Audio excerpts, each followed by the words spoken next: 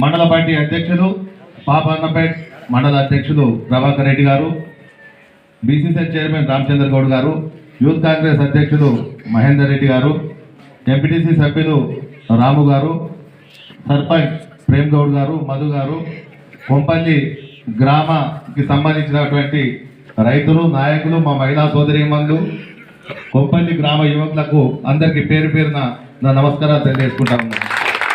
ఇవాళ కొంపల్లి గ్రామంలో కాంగ్రెస్ పార్టీ జెండా ఆవిష్కరణ చేయడం జరిగింది.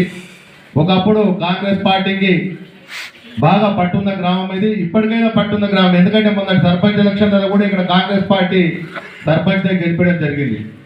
7 సంవత్సరాల క్రితం తెలంగాణ రాష్ట్రం కాంగ్రెస్ పార్టీ సోనియా గాంధీ ఇచ్చిన తర్వాత మన గ్రామాలలో ఏదైతే డెవలప్మెంట్ జరుగుతుందనుకున్నామో అదంతా కేసీఆర్ చెప్పినంత ఒక శూన్యం.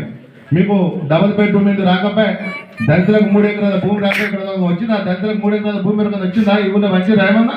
3 ఎకరాల భూమి రాకపోయి, ఉద్యోగాలు రాకపోయి, ఇంటికో ఉద్యోగం అని యువకులకు ఉద్యోగాలు లేవు.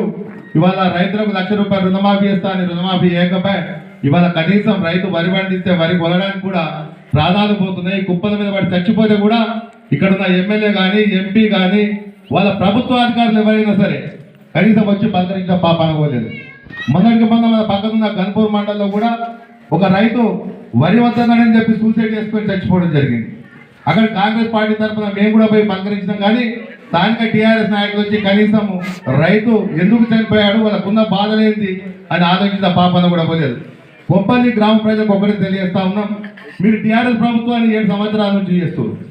కాంగ్రెస్ పార్టీ అధికారంలో ఉన్నప్పుడు జరిగిన అభివృద్ధి పనులు తప్ప ఇక్కడ ఉన్న యువకులను కానీ ఇక్కడ ఉన్న మా మహిళా సోదరులను కానీ రాగా అరుచుకుంటే అప్పుడు జరిగిన అభివృద్ధి కానీ ఇప్పుడు కొత్త సర్పంచ్ వచ్చినాక ఈ చేస్తే ఒక రోడ్ వేసారు తప్ప మిగతా అభివృద్ధి ఏం జరగలేదని చెప్తా ఉన్నారు.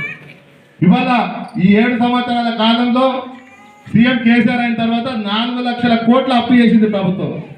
4 లక్షల కోట్ల అప్పు అంటే మీ మీద, మన మీద, చిన్నపిల్లల మీద కూడా ఒక్కొక్కరికి ₹1,00,000 అప్పు తయారు చేసి పెట్టి కోట్ల రూపాయలు మింగిరు తప్ప అభివృద్ధి అంటే పట్టించుకున్న పాపాన పోలేదు.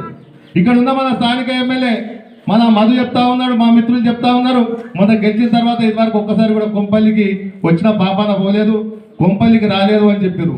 ఇంతకుముందే మా మిత్రులు రామచంద్ర గౌడ్ చెప్పారు, మనకు మాత్రం అభివృద్ధి జరగలేదు కానీ వాళ్ళకు మాత్రం అభివృద్ధి బాగా జరిగింది. 4 ఎకరాలు ఉన్న పద్మాదేవేంద్ర రెడ్డికి 400 ఎకరాలు అయింది. మనకు డబుల్ బెడ్రూమ్ ఇల్లు రాలేదు.